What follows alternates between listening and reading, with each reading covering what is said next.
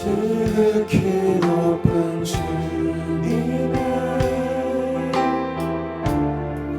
낮이 성소로 들어갑니다. 세상의 신을 벗고서 주 보좌 앞에 엎드리리. 내 주를 향한 사랑과 그 신뢰가 사그러져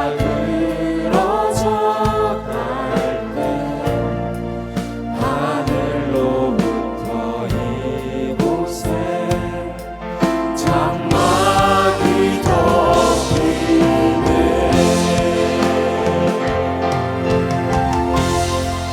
이곳을 덮으소서.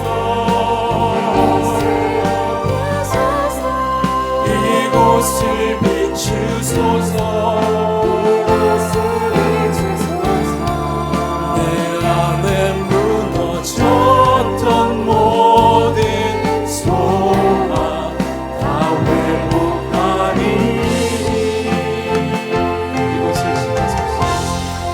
이곳을 지나소서. 이곳을 만지소서.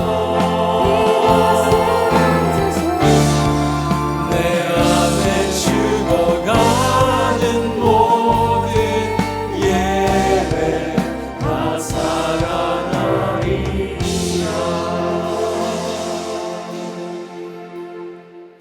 5월의 찬양 마지막으로 드리는 날입니다. 크게 드렸으면 좋겠습니다.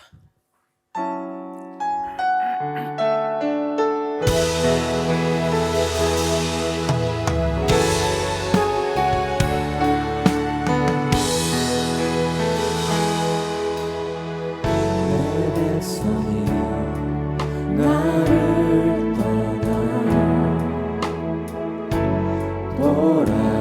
돌아섰지만 내 사랑이 내 백성을 보지 못하니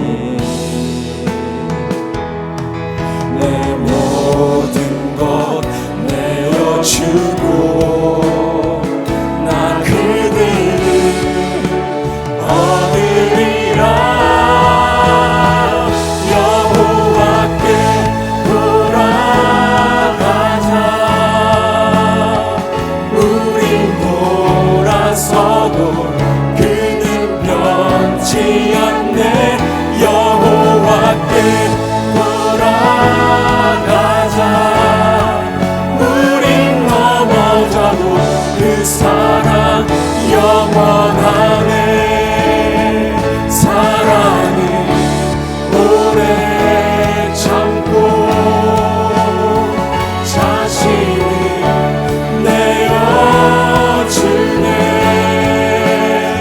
서로 사랑할 때 세상은 주보내. 사랑은 절대 지지 않네. 사랑은 오래 참고 자신을 내어주네. 서로 사랑할 때 세상은 주보내. 사랑은 절대 지지 않네. 여호와께 돌아가자. 우린 돌아서도 그는 변치 않네. 여호와께 돌아가자. 우린 넘어져도 그 사랑 영원한. 여호와께 돌아가자.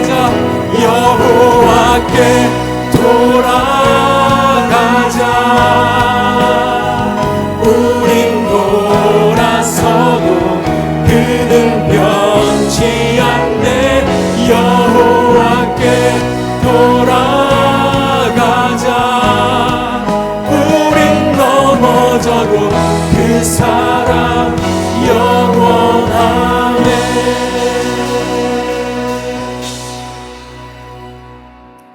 제 영어 이름이 제이콥이거든요. 한글 이름은 야곱인데 제가 여러분을 오늘 축복합니다. 이상으로 목사님 말씀 스포였습니다. 그리고 우리는 지난주에는 지금 소방차가 서서 되게 불편하셔서 되게 아름답죠. 예, 찬양들 여러분은 역시나 아름답죠. 예. 그리고 오늘 첫 번째 찬양은 1절은 자매님들만 하실 거고요, 2절은 형제님들만 하실 거예요. 근데 그냥 가만히 계시라는 게 아니라 자매님 찬양할 때 형제님들 깊은 묵상이 있으시길 바라고, 자매님 마찬가지로 그런 은혜가 있으시면 좋겠습니다. 물론 따로 부르게 되면 이상하게 승부욕이 생겨서 크게 부르시더라고요. 감사합니다. 시작하겠습니다.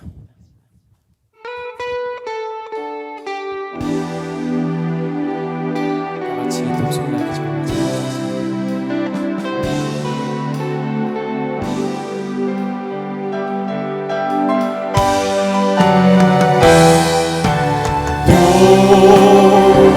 독수리 날개쳐 올라가듯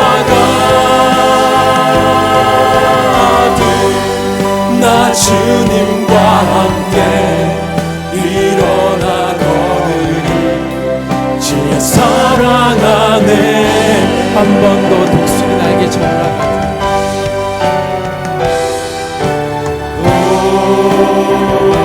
독수리 날개쳐 올라가듯 나 주님과 함께 일어나 거느리 주의 사랑 안에. 우리 1절은 자매님들만 하십니다. 주께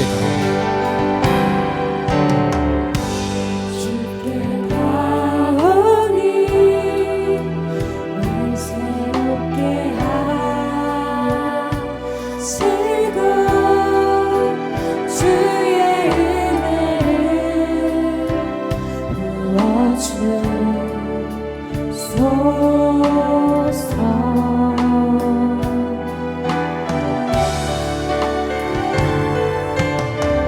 내 안에 발견한 나의 연약함 모두 벗어지리라. 주의 사랑으로 주 사랑 나를 붙드시고 주 사랑 나를 붙드시고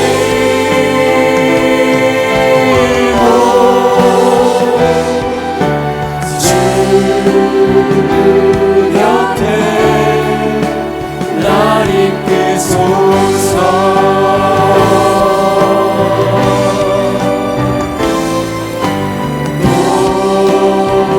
독수리 날개쳐 올라가듯 나 주님과 함께 일어나 거느리 주의 사랑 안에. 우리 형제님과 나의 눈 열어 주를 보겠습니다. 나의 눈 열어 주를 보게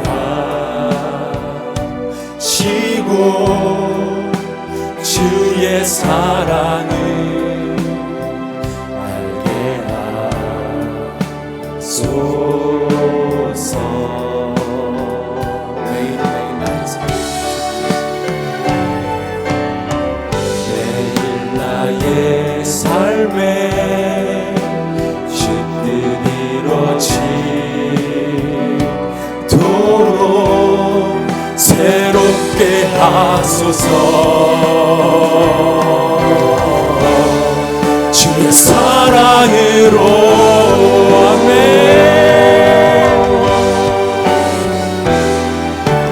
주 사랑 나를 붙드시고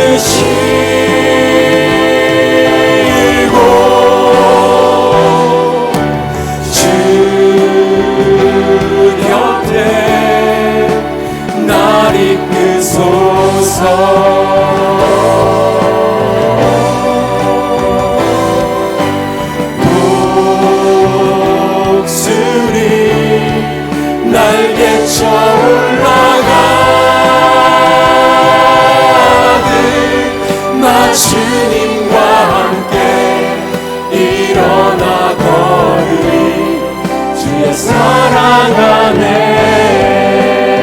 한번 다 같이 주께 가오니부터 다시 하십니다. 주께 가오니 날 새롭게 하시고 주의 은혜를 부어주소서. 내 안에 발견한 나의 약함을 내 안에 발견한 나의 연약함 모두 벗어지라. 주의 사랑으로 주 사랑 나를 붙드시고 주 사랑 나를 붙드시고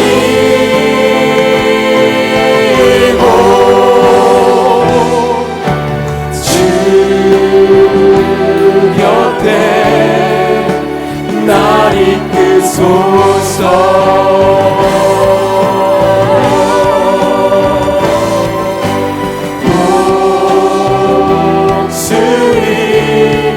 날개쳐 올라가듯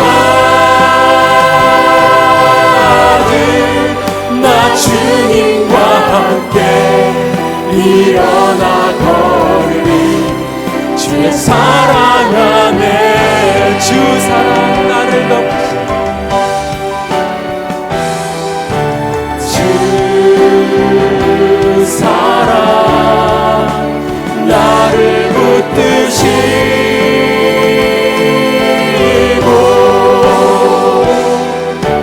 주 곁에 날 이끄소서. 마지막으로 힘차게 외칩니다. 독수리 날개 올라가듯이 독수리 날개쳐 올라가듯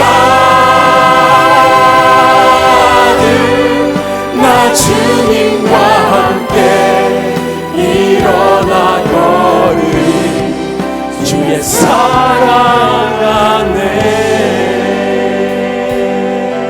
주가 보이신 생명의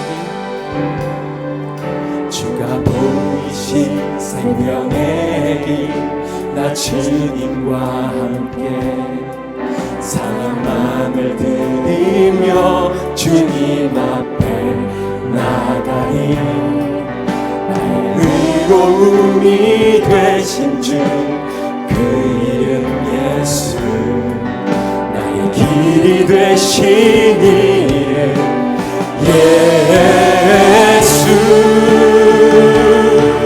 나의 길 오직 그가 아시나니 나를 단련하신 후에 내가 정금같이 내가 정금같이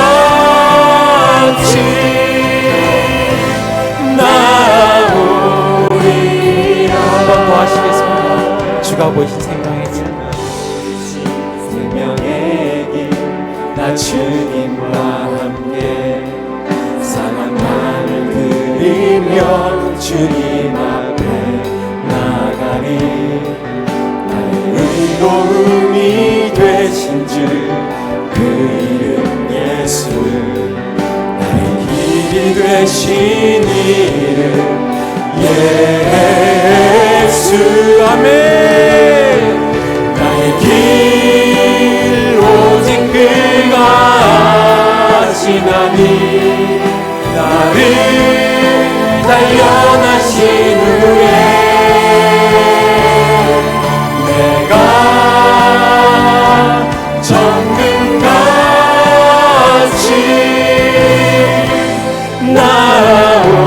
나오리라.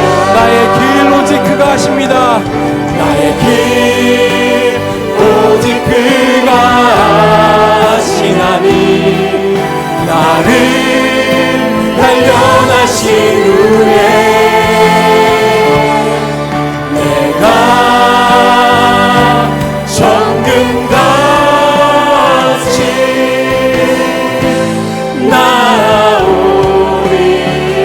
나의 평생의 단 한 가지 소원, 나의 평생에 단 한 가지 소원, 주의 아름다우신 보며 사랑 노래하는 것, 나의 왕 되신 주님의 얼굴 구하며 주 사랑 안에 머물러 사랑 노래합니다. 한 번 더 고백하십니다. 나의 평생의 소원, 나의 평생에 단 한 가지 소원, 주의 아름다우신 보며 사랑 노래하는 것, 나의 왕 되신 주님의 얼굴 구하며 주 사랑 안에 머물러 사랑 노래합니다. 마지막으로 고백하십니다. 마지막으로 나의 평생에 단 한 가지 소원, 주의 아름다우신 보며 사랑 노래하는 것, 나의 왕 되신 주님의 얼굴 구하며 주 사랑 안에 머물러 사랑 노래합니다.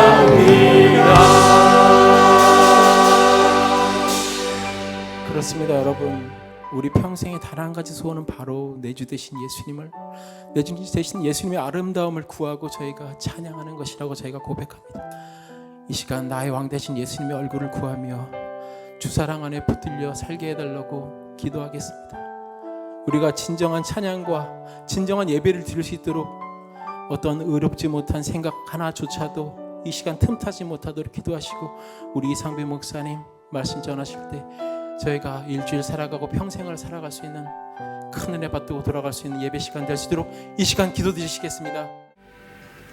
홀로 영광 받으시기에 합당하신 하나님 아버지, 지난 한 주간도 한결같은 사랑으로 보호하여 주시고 성령 안에서 인도하여 주심을 감사드립니다.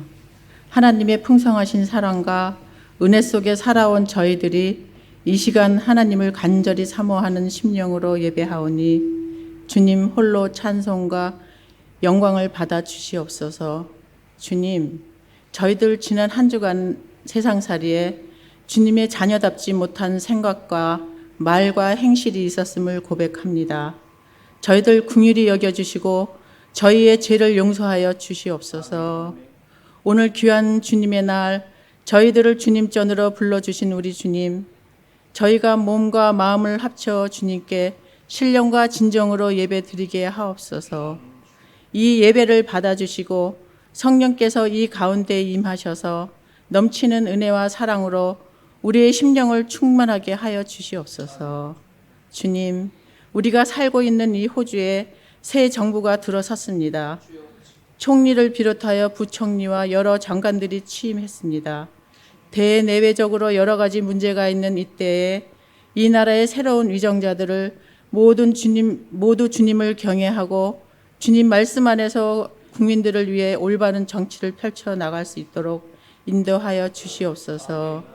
또한 땅 끝까지 복음을 전하라는 주님의 지상 명령을 저희 교회가 잘 받아들여서 선교에 더욱 힘쓰고 믿음의 발전을 위하여 교육에 집중할 수 있게 도와주시옵소서. 장거리 선교여행을 떠나신 김시환 목사님의 일정을 주관하여 주시고 영육간의 강건함으로 허락하셔서 뜻하신 바를 다 이루시고 무사히 돌아오실 수 있도록 은혜 나려 주시옵소서. 많은 도전과 좋은 경험들을 하실 수 있도록 도와주세요. 이 시간 단위에 세우신 이상배 목사님, 하나님의 말씀을 선포하실 때 그 말씀에 능력이 있게 하시고 우리의 심령이 그 말씀을 청종하며 마음이 움직이고 새 힘을 얻게 하여 주시옵소서. 주님만이 길이요 진리요 생명임을 깨닫고 나는 죽고 예수로 살아가는 저희 온 교인이 되게 하시며 서로를 믿음으로 유래하고 칭찬하게 인색한 교인이 되지 않게 간절히 기도드립니다. 보이지 않는 곳에서 이 예배를 위하여 수고하시는 여러 손길들과 찬양팀 위에 은혜를 내려 주시옵고 저희 세움교회 모든 성도들의 앞날에 성령님 함께하여 주시옵소서. 이 예배의 시종을 주님께 의탁하며 우리를 구원하신 예수 그리스도의 이름으로 기도드리옵나이다. 우리 신앙을 고백드립니다. 나는 전능하신 아버지 하나님 천지의 창조주를 믿습니다. 나는 그의 유일하신 아들 우리 주 예수 그리스도를 믿습니다. 그는 성령으로 잉태되어 동정녀 마리아에게서 나시고 본디오 빌라도에게 고난을 받아 십자가에 못 박혀 죽으시고 장사된 지 사흘 만에 죽은 자 가운데서 다시 살아나셨으며 하늘에 오르시어 전능하신 아버지 하나님 우편에 앉아 계시다가 거기로부터 살아있는 자와 죽은 자를 심판하러 오십니다. 나는 성령을 믿으며 거룩한 공교회와 성도의 교제와 죄를 용서받는 것과 몸의 부활과 영생을 믿습니다. 아멘. 우리 말씀 같이 봅니다. 오늘은 창세기 48장에서 49장까지 좀 장수가 좀 길어서 부분적으로 좀 같이 읽겠습니다. 야곱의 이제 인생의 마지막 끝자락에서 자신의 그 손자들하고 아들들에게 유언하고 축복하는 내용이 48장, 49장까지 이어지는데 우리 그 중에 다 이제 보지 못하고 부분적으로는 볼 테니까 여러분들이 혹시 돌아가셔서 나머지 부분들은 쭉 한번 읽어봐 주시면 감사하겠습니다. 우리 8절, 9절, 48장 8절과 9절입니다. 이스라엘이 요셉의 아들들을 보고 이르되 이들은 누구냐? 요셉이 그의 아버지에게 이르되 이는 하나님이 여기서 내게 주신 아들들이니이다. 아버지가 이르되 그들을 데리고 내 앞으로 나오라. 내가 그들을 축복하리라. 20절입니다. 그날에 그들에게 축복하여 이르되 이스라엘이 너를 말미암아 축복하기를 하나님이 내게 에브라임 같고 므낫세 같게 하시리라 하며 에브라임을 므낫세보다 앞세웠더라. 49장 1절입니다. 야곱이 그 아들들을 불러 이르되 너희는 모이라. 너희가 후일에 당할 일을 내가 너에게 이르리라. 후일에 당할 일을 이르리라 하면서 이제 야곱은 그의 12 자녀들에게 예언을 하게 되어지죠. 28절입니다. 이들은 이스라엘의 12지파라. 이와 같이 그들의 아버지가 그들에게 말하고 그들에게 축복하였으니 곧 그들 각 사람의 분량대로 축복하였더라. 빈자리들은 아마 제가 알기로는 코비드를 걸리신 우리 어르신들의 자리일 거예요. 어르신들 중에 많은 분들이 코비드에 걸리셨는데 잘 극복하고 가볍게 잘 지나갈 수 있도록 여러분들에게 기도해 주셨으면 좋겠습니다. 설교 제목을 이렇게 유심히 보신 분들은 지금 몇 주 전부터 계속해서 이게 목사님이 지금 시리즈로 이렇게 갔나 보다 아마 눈치를 챘을 건데 몇 주 전에부터 시작했던 것이 뭐냐면 하나님의 섭리를 아는 자를 출발을 했었어요.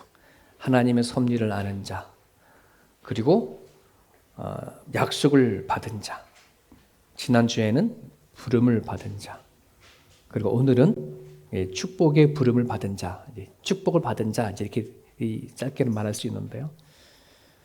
오늘 우리가 그리스도인으로서 하나님 앞에 받은 것이 되게 많거든요. 그래서 예수 믿는 사람들이 우리는 하나님 앞에 축복받았어요 이런 말 많이 하잖아요. 그죠? 그런데 좀 안타까운 것은 뭐냐 그러면 과연 그 축복이 뭘까?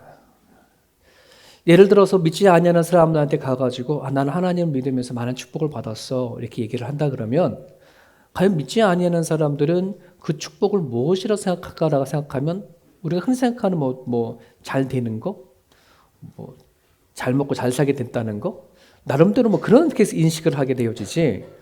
정말 성경에서 말하는 하나님이 우리에게 주시는 그 축복을 정확하게 그 사람들은 모를 거예요.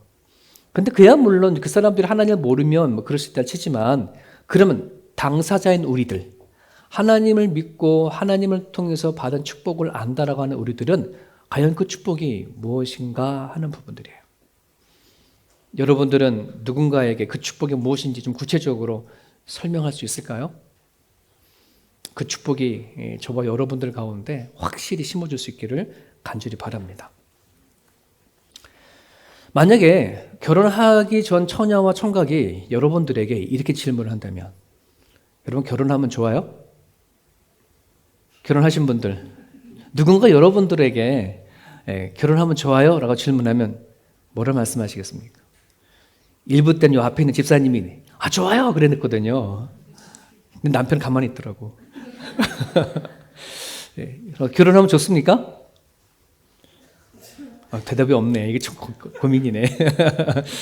뭐 하신 분들은 좋다라고 할 수 있을 거고, 뭐 결혼해봐도 뭐 그게 그거다라고 하시는 분들은 그냥 마지못해 의리로 살지, 뭐 그 정도 되어진다면 뭐 해도 그만 안 해도 그만, 뭐 그거 아니겠습니까? 근데 여러분, 이 호주나 한국이나 요즘엔 참 결혼을 좀 늦게 하죠. 또 뭐 안 하시는 그런 자녀들도 많고. 그러니까 뭐 40대, 50대 넘어가신 이제 자녀를 두고 있는 부모님들은 그런 말을 하시더라고요. 얘들아, 나한테 효도할 필요 없이 그냥 결혼만 해다오. 결혼만 해다오. 뭐 그렇게 예언하듯이 말하는데, 여러분 어떻습니까? 결혼하면 좋습니까? 비슷한 질문이지만, 자식을 낳으면 좋아요? 자식 낳으면 좋습니까? 네, 아멘 하셔도 되네요. 무자식의 상팔자다, 뭐 이런 거, 그잖아요.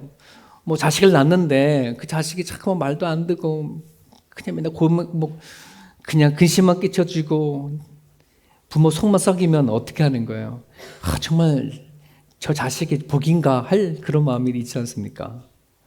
잠언서에는 뭐라 그럽니까? 자식은 용사의 손에 들려져 있는 화살과 같다 할 정도로의 그건 되게 힘이고 파워풀한데 과연 자식이 낳으면 좋은가? 어떤 사람들은 뭐 좋다라고 할 수도 있고 낳아봤자 고생이야 라고 말하는 사람도 있을 겁니다. 근데 여러분, 결혼이든 자식을 낳는 것이든 성경에는 뭐라 얘기해요? 복이다 이렇게 얘기하잖아요. 축복이다 라고 하는데, 근데 그 복이 정말 하나님이 주신 축복이 되어지려면 어떻게 될까요? 그건 행복해야 되잖아요. 결혼했을 때 행복하면 정말 자신 있게 결혼하면 좋아요. 뭐 얼마나 좋은지 서로 돕고 살아가는데 돕는 비필이야 너무 좋아 이렇게 말할 수 있지만, 결혼을 하는데 행복하지 않으면, 자식을 낳고 키우는데 행복하지 않으면 그럼 복이 아닐 수도 있잖아요. 그렇지 않습니까? 여러분이 행복할 수밖에 없는 답을 가지고 있다면 반드시 그거는 복이 되고 축복이 될 줄 믿습니다. 여러분이 만약에 결혼하면 좋아요? 자식을 낳으면 좋아요? 라고 하는 이 질문에 이게 하도 그만 안 해도 그만 한다라고 한다 그러면 아마도 여러분들에게는 내가 지금 이 결혼을 통해서 행복하지 못하거나 자식을 낳아도 행복하지 못하는 정확한 답을 갖고 있지 못하기 때문에 오는 그런 갈등일지 모르겠어요. 전 여러분들에게 그 행복할 수밖에 없는 답을 하나님 안에서 발견할 수 있기를, 저는 그게 정말 축복이라고 생각합니다. 자식 나가서 좋기를 바랍니다. 결혼해서 행복하시길 바랍니다. 국어 사전을 찾아봐서 축복이라는 찬을 찾아봤어요. 찾아봤더니 축복을 이렇게 풀이를 했습니다. 남을 위하여 행복을 비는 것. 남을 위하여 행복을 비는 게 축복이다. 누군가 결혼을 했는데 결혼하면서 결혼을 축복합니다 라고 말하면은 당신의 이제 결혼 생활을 통해 가지고 행복하기를 바래요 이런 거겠죠. 아이를 낳은 그 가정에게 축복합니다 라고 말을 하게 되면 그 아이가 성장하고 자라는 데에 행복하기를 바랍니다 이런 말일 거예요. 마찬가지로 오늘 우리들이 살아가는 데 있어서 누군가를 축복해주고 내가 누군가가 행복하기를 바라는 마음을 가지고 우리는 얘기를 해주는데, 근데 이것은 대부분 우리가 그냥 축복합니다라고 하는 말일 뿐이지 이것이 정말 확실히 이루어질 거다라고 하는 그 확신과 자신감을 가지고 얘기를 해주나요? 그러한 확신을 가지고 축복을 하나요? 이제 이걸 묻고 싶은 거예요. 우리는 흔히 이거를 축복합니다라고 말하면 우리 쉽게 그냥 던지는 이야기가 될 수도 있고 인사말이 되어줄 수 있을지 모르겠지만은, 하나님께서 오늘 우리에게 주시는 그 복은 너가 이루어질지 말지에 대한 그런 부분들이 아니라 오늘 내가 하나님을 믿고 예수를 구주로 고백하는 우리 모두에게는 이미 이루어진 복이 아닐까요? 축복 받은 거잖아요. 그죠? 하나님은 반드시 우리에게 행복을 이루어 주겠다라고 이거를 약속을 하고 있어요. 성경에서 얘기를 해주시는 메시지가 뭐냐 그러면 우리들이 행복을 줄까 말까 이런 식이 아니라 하나님을 내가 믿고 영접하는 그 순간에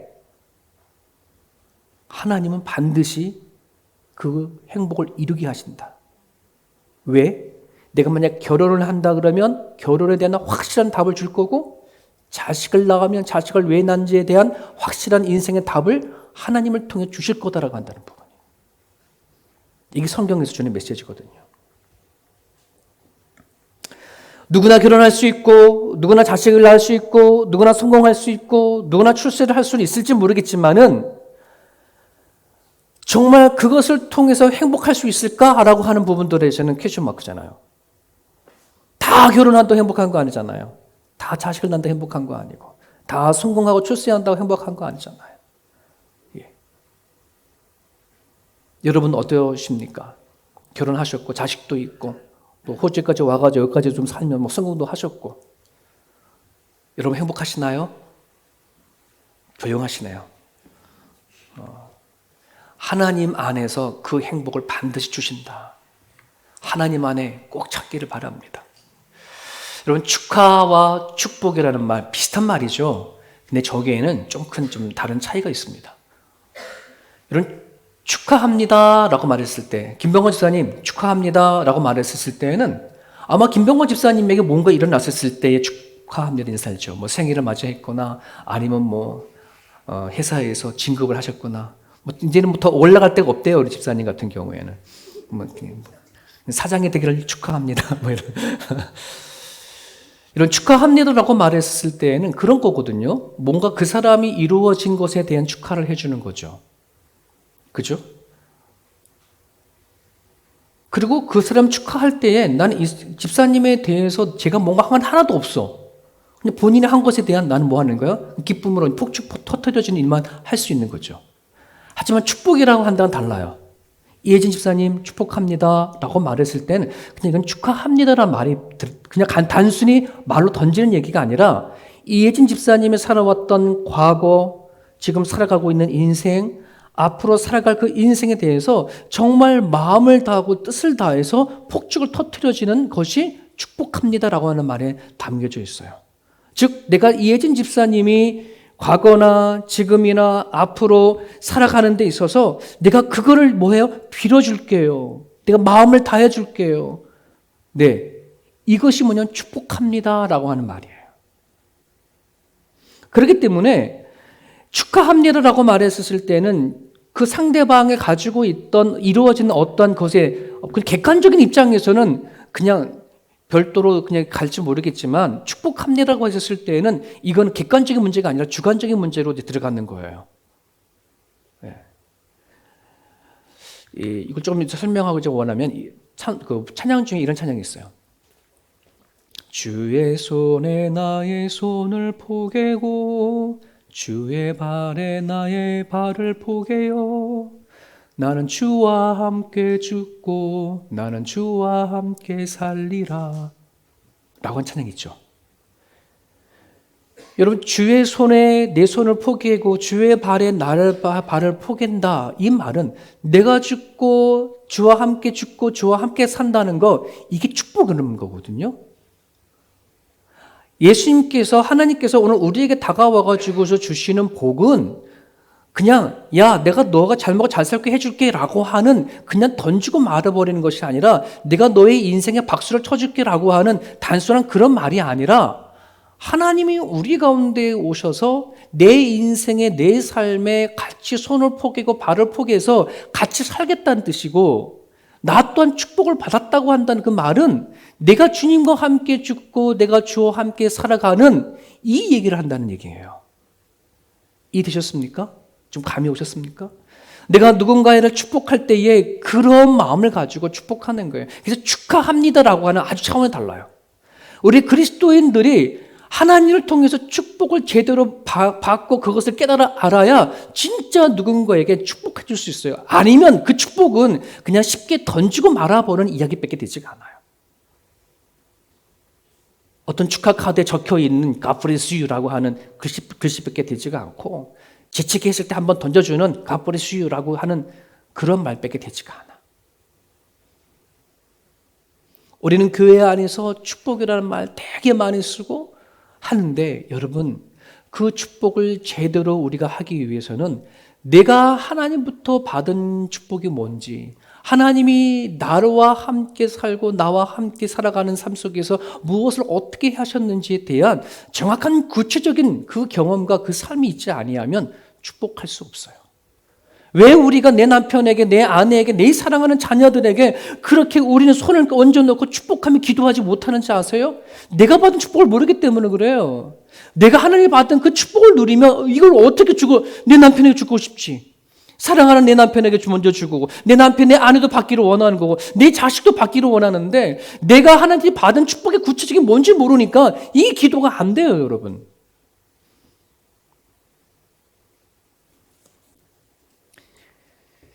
여러분, 성경은 우리 하나님께서 우리에게 다가와 가지고서는 무엇을 약속해 주냐 그러면 행복에 대한, 축복에 대한 보장을 해주는 거예요. 내가 너를 복을 줄 거다. 너가 복이다. 걱정하지 마. 너 반드시 행복하게 해줄게.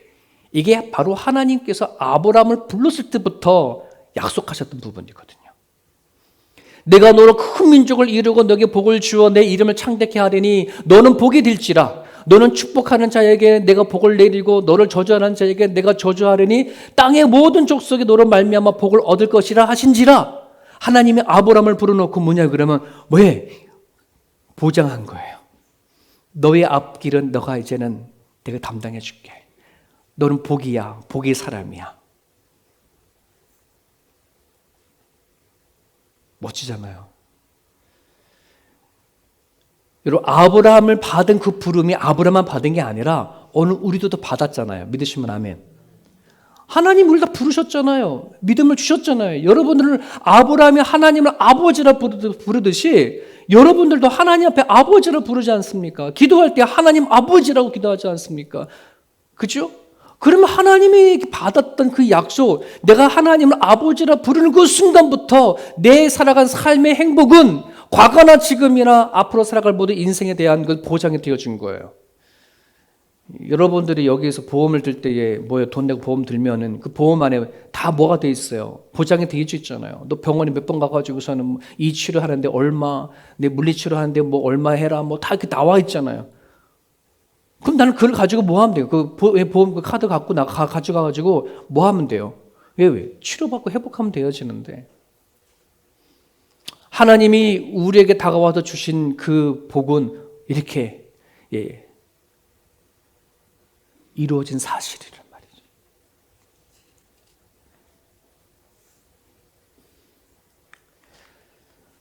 사랑하는 여러분, 근데 구체적으로 그럼 그게 뭘까? 하나님이 나한테 주셔서 정말 내가 이거 너무 행복하고 기쁜 것이 과연 뭘까? 저는 저 메시지라고 생각이 듭니다. 요한복음 14장 6절입니다. 같이 읽어볼까요? 시작. 예수께서 이르시되 내가 곧 길이요 진리요 생명이니 나로 말미암지 않고는 아버지께로 올 자가 없느니라. 예수님께서 내가 길이다, 진리다, 생명이다. 여러분, 우리가 지금까지 인생을 살아올 때 가장 힘들고 가장 아팠던 게 뭐냐 그러면 도대체 왜 이런 일들이 일어나느냐, 도대체 길이 뭐냐. 내가 살아갈 때 찾아오는 절망과 살아갈 수 있는 희망도 사라져버린 채 상실감과 낙심 속에 살아가게 되어져 버리면 우린 그것이 너무너무 힘들잖아요. 하나님 앞에 나와서 예배를 드리지만은 여전히 내가 살아가는 데에 답을 얻지 못했던 삶 때문에 여러분 힘들잖아요. 오늘 이 자리에 나와가지고 여러분 하나님 찬양하고 기도하지만 이 예배가, 이 찬양이, 이 예배가 뜨거움이 없을 수 있는 이유가 뭐냐 그러면 내 지금 살아가고 있는 이 삶 속에서의 하나님에 대한 답을 얻지 못하기 때문에 그랬거든요. 나는 여전히 살아가는 삶 속에서 맥이 빠지고 낙심이 되고 절망이 되고 풀어가야 할 과제가, 풀어가야 할 여러 가지 문제가 꼬여 있다 보니 그냥 마지못해 살아가는 심정으로 살아간다고 한다면 도대체 하나님이 나에게 다가온 것이 내게 복이 될까요? 그냥 축복일까요? 아까 말씀드렸던 것처럼 결혼하면 다 좋아요? 자식 낳으면 다 좋아요? 정말 행복한 사람은 좋다라고 얘기할 거고 그렇지 못한 사람은 말 못할 거라는 말이죠. 내가 하나님을 믿고 하나님이 살아가는데 내가 예배되어지는 거 하나님이 이거 복된 거라 얘기를 하는데 과연 내가 이게 복되나요? 찬양이 즐거워요? 기도가 행복해요? 그게 왜 안 이루어지고 있을까요? 답을 아직 못 찾아. 말은 너무나 기가 딱지가 앉을 정도로 예수는 길이요 진리요 생명이 될지 모르지만 그 길이요 진리고 생명인 것이 여전히 내 삶 속에서는 경험되어지지 못하기 때문에 그래요. 그러니 축복이 또 축복 그래도 복이라 해도 복이로 안 느껴지는 거예요.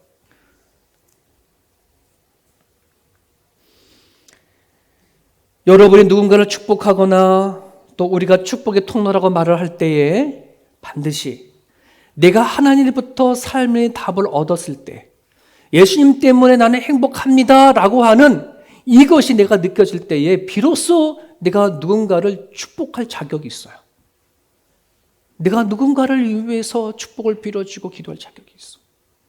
그러지 아니하면 다 인사치레야. 축하합니다. 축복 받으세요. 뭐 그런 거죠. 오늘 본문 48장과 49장 창세기의 거의 끝부분이에요. 끝부분인데 이 두 장에 걸쳐 가지고 야곱이 이제 곧 하나님의 부름을 받으면 떠나가야 할 그 끝자락에서 손자를 들여놓고 아들을 들여놓고 유언하고 축복을 합니다. 왜 성경에는 이 두 장을 걸쳐서 축복의 이야기를 쭉 설명해 나가고 있을까? 저는 야곱이 그 입에서 나오는 축복보다도 야곱이 그 자녀들에게 손자에게 축복할 수 있는 사람이 되어진 것에 전 감동을 받았어요. 야곱의 인생을 각을 돌아보면 그는 그런 존재가 아니었거든요. 그냥 자기 방식대로 살고 자기 계획대로 자기가 생각하는 대로 남 속이고 자기 편한 대로 계산대로 그렇게 살았던 사람이었거든요. 그런데 이제는 아니에요. 축복의 사람이 됐어요. 자기의 인생 속 끝자락에서 나는 험악한 세월을 살았다라고 할지 모르지만 험악한 세월 속에서도 하나님을 만나 행복한 인생의 결말을 맞이한 야곱을 보게 되어져요. 사랑하는 여러분, 하나님은 이런 분이에요. 우리가 하나님을 처음 만날 때 우리의 삶은 어땠는지 모르겠어요. 여러분의 삶은 어땠는지 모르겠어요. 네. 하지만 하나님이 여러분을 만나서 이끌어가는 과정 속에 있는 이 삶 속에 하나님이 하시고자 하는 의지는 반드시 내가 너희를 행복하게 해줄게. 반드시 내가 너의 인생의 끝자락에 내가 너의 하나님이 되어줄게. 이 얘기를 해주는 거거든요. 저와 여러분들은 언젠가는 죽음을 맞이할 때가 있을 거잖아요. 네, 우리보다 먼저 떠난 수많은 사람들처럼 나는 아직도 한참 살 거라고 생각할지 모르지만 죽음이라는 게 그렇게 오지 않잖아요. 갑자기 찾아오잖아요. 그러면 여러분 그 죽음이라는 게 얼마나 무서운 거예요. 두려운 거예요. 예. 사랑하는 가족과 한순간에 사라져 버려야 하는 그 슬픔도 있는 것이고 내가 죽은 다음에 천국이라는 걸 있는지 알고 있지만 막연히 내가 정말 그걸 갈까라고 하는 두려움도 존재할 수 있는 것이고 그런데 하나님은 뭐 약속하는 거예요. 우리가 예수님을 붙잡고 하나님을 붙잡고 살아갈 때에 그 마지막 끝자락 안에서 하나님은 반드시 당신께서 우리 가운데 뭐 하는 거예요? 동행해 주겠다 약속하는 것이고 우리들의 영원한 삶을 책임주셨다고 하신 그 축복의 메시지 저와 여러분들이 그걸 누릴 수 있기를 간절히 바랍니다. 행복을 하나님 앞에 답을 얻었던 야곱의 인생 그래서 축복해 주는 거예요. 하나님 때문에 행복한 것을 너무나 몸으로 경험했기 때문에 그것을 자기의 자녀들에게 손자들에게 유산으로 남겨주는 것이 지금 야곱의 모습인 것입니다. 자, 그런데 야곱이 먼저 48장에 보면은 요셉의 손자 둘에게 먼저 축복을 해주는 얘기가 나오는데 요셉에게 있는 두 아들 므낫세과 에브라임 누가 형이고 누가 차남이에요? 동생이에요. 므낫세가 형이고 에브라임이 동생이거든요. 자, 그러면은 야곱이 므낫세가 오른손을 얹고 차남에게 왼손을 에브라임을 올려서 축복해 줄 텐데 이게 엇갈려서 이렇게 축복을 하는 거예요. 그러니까 이 요셉이 아버지 므낫세가 형이고 에브라임이 동생인데 손 이렇게 해주세요.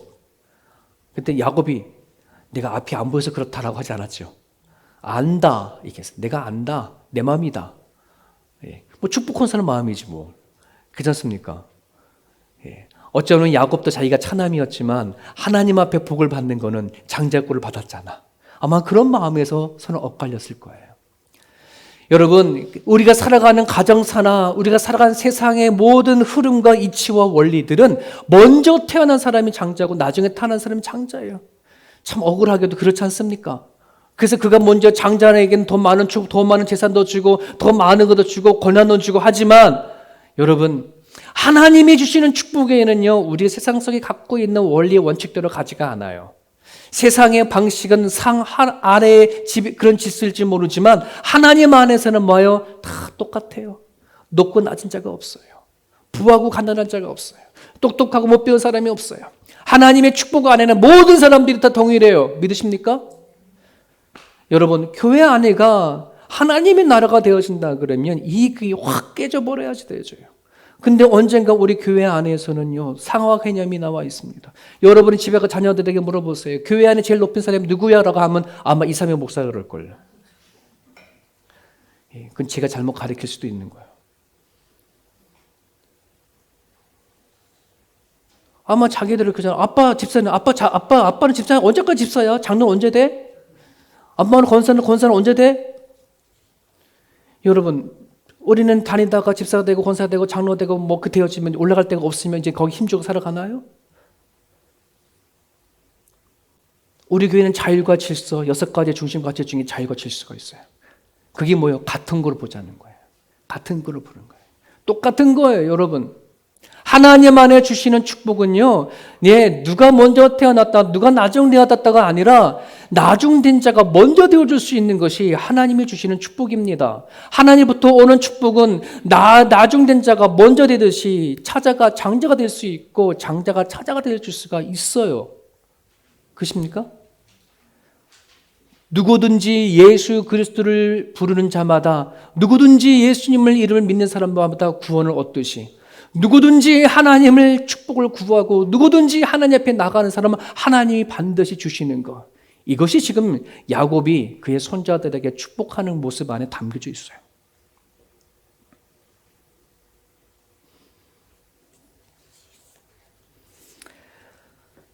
하나님의 나라는 높고 낮음이 아니라 네트워킹이라고 얘기하는 말도 있습니다. 서로가 다 연결되어져 있는 것이죠. 여러분, 축복은 특권입니다. 권한입니다. 여러분이 하나님 앞에 받은 것, 얼마든지 여러분들이 축복하고 손을 얹고 기도하면은 그 축복이 흘러가게끔 되어져 있습니다. 이거를 죽이지 마십시오. 사장시키지 마십시오. 오늘 예배가 끝나고 당장 집에 돌아가셔서도 여러분들이 사랑하는 아내와 남편과 자식을 놓고 축복하십시오. 그 축복이 뭐예요? 하나님, 이 아이들이, 이 자녀가, 내 남편이, 내 아내가 네 인생을 살아가는 데 있어서 하나님을 통해서 오는 삶의 해답을 갖고 살아가게 해주십시오. 그렇게 기도하는 거예요. 그렇게 기도하다 보면은 여러분, 부부가 뭔지를 알게 되줘요. 부모와 자식 간에가 어떻게 관계를 가야 되는지 알게 되줘요.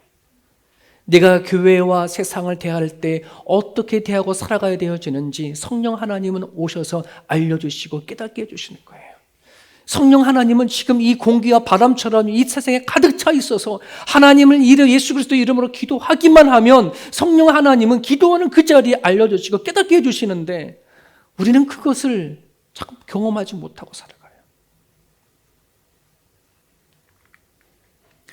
여러분, 28절에 보면 또 하나의 이제 자식을 놓고 기도를 하는데요.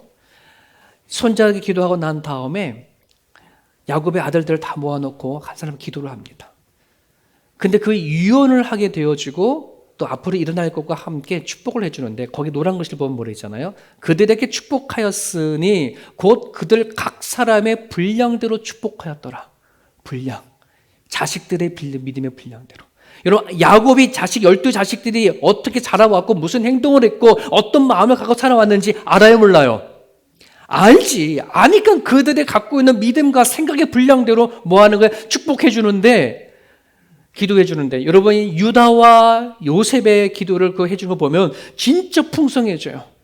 정말 여러분 기도에 유다의 축복과 야곱의 축복을 여러분 받을 수 있기를 바랍니다.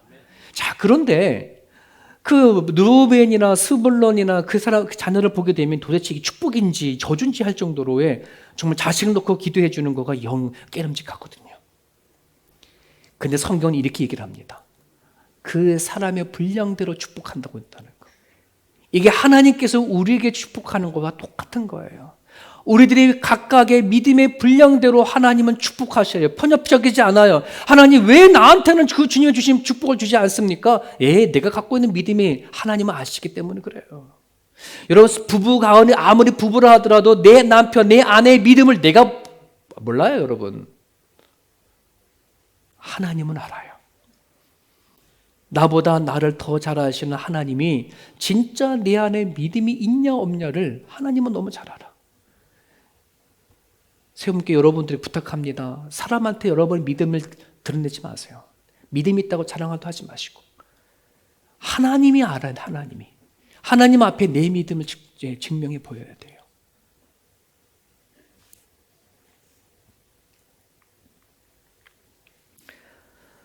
여러분이 야곱의 12 잔치자들에게 향한 야곱의 유언을 보시면은요, 그 자녀들이 어떻게 생각하고 어떻게 말하고 행동한 것에 따라서 그 유언이 막 나가요. 네. 하나님은 언제든지 다 축복해 줄 준비가 다 되어 있어. 다 이미 축복을 베풀었어. 하지만 그것을 받는 사람은 그 사람의 그릇에 따라서 달라져요. 여러분들이 하나님의 축복을 받는데 가장 큰 걸림이 뭐예요? 환경과 상황이 아니에요. 여러분 자신은 있거든요. 여러분 생각과 마음, 습관들. 하나님 보시기에 아니라고 한다면, 하나님 보시기에 고칠 거라고 한다면 여러분 그거 갖다 버리세요. 그냥 잘라버리세요. 단호하게. 그 뭔 좋은 거라고 자꾸 붙잡고 살아가나요? 여러분도 여러분 잘 아시잖아요. 내가 바뀔 것, 내 모습, 내가 달라져야 할 것, 여러분 다 알잖아요. 누누이 그렇게 말했던 남편 내 말이 맞아요. 여러분의 아내가 여러분에게 말했던 그 말이 맞아요. 그 말대로 받아들이고 뭐 하는 거예요? 고칠 건 고치고 잘라버리면 잘라버리세요. 예. 근데 그걸 안 잘라버린단 말이지. 그걸 그냥 기도거리도 안 삼는단 말이지. 여러분 기도거리로 삼으십시오. 아내가 말한 거 귀담아 들으시고, 남편이 말한 거 귀담아 들어주시고, 자식이 말한 거 귀담아 들어서 내가 그렇게 되어지게 되겠구나라고 하는 걸로 갖고 기도하십시오. 하나님이 그것에 의해서 주시는 축복이 얼마나 큰지 반드시 보여줄 것입니다. 나는 나야. 고집 부리지 마십시오. 네가 나를 어떻게 알아? 아집입니다.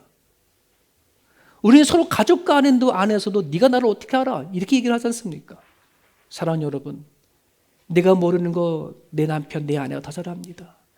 부부가 서로 모르는 거 자식들은 더 잘합니다. 자식들이 말한다고 해서 그 말이 내가 아니라고 생각하지 마십시오.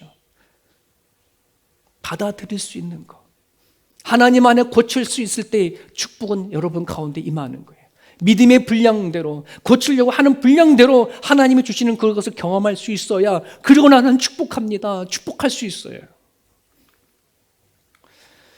여러분, 축복의 근원은 하나님이십니다. 동의하시나요? 아멘 하시나요? 자, 그러면 그 축복의 근원이 하나님이라면, 하나님을 만난다면 다 뭐겠네? 복이겠네. 그죠? 자, 그러면 이게 해답이 되어져. 누구가 그러더라고요. 목사님, 망하는 것도 복이에요? 축복이에요? 자, 망하는 것도 축복이에요? 어떻게 말씀하시겠어요? 누군가가 열심히 뭔가 사업을 하는데 내가 봐서는 계속 저 망할 사업인 거야. 저걸 말을 해줘야 되나 말해줘야 되나. 근데 그 사람 그냥 하나님 축복할 거라 열심히 하는데 내가 봐서는 망할 거라는 것이지. 그럼 저걸 말해줘야 돼, 말해줘야 돼. 근데 만약에 그렇게 일을 하다 그 사람이 그게 망해졌어. 그럼 그게 축복이야, 안 축복이 아니야. 그렇잖아요. 우리가 생각하는 축복은 그냥 다 좋은 거, 잘 되는 거, 평안한 거, 성장하는 거, 부흥하고 번성되는 것을 축복이라 말합니다. 근데 여러분, 축복은 우리가 말했던 것처럼 하나님을 만나는 것이 축복이라고 한다면, 내가 망하는 그 자리에 하나님을 만나면 그 망하는 것도 축복입니다. 동의 되시죠? 이스라엘 백성, 북이스라엘 백성과 남유다가 멸망할 때에 예레미야가 하나님의 심정을 가지고 이스라엘 백성들에게 얘기를 했어요. 너네들이 지금 멸망하고 아수르에게 멸망당하고 나중에 바벨론에게 멸망당하는 거 너네들이 이것이 복이다. 지금은 힘들고 아프고 멸망당할지 모르겠지만 하나님께서 이 일을 통하여 너희를 새롭게 할 거다라고 하는 메시지를 전합니다. 하지만 이스라엘 백성들 그들의 입장에서는 지금 당장 힘들고 아프고 멸망당해 버리니까 그걸 받아들이지 못하죠. 그런 예레미야를 잡아다 감옥에 집어넣고 막 이런 일을 하게 되었거든요. 내가 지금 살아가고 있는 이 자리가 슬픔의 자리거나 깨어짐의 자리거나 뭔가 무너져버린 자리라고 한다 그러면 누가 이걸 축복이라고 생각이 되어집니까? 그래서 우리는 그 자리가 되어진다면 하나님 앞에 답을 얻도록 기도해야 되는 거예요. 답을 주세요, 하나님. 이 자리가 복이 되어진다고 한다면 하나님 붙잡고 기도하고 나갈 때 답을 얻으면 그 깨어짐의 자리는 축복입니다. 무너짐의 자리는 축복입니다.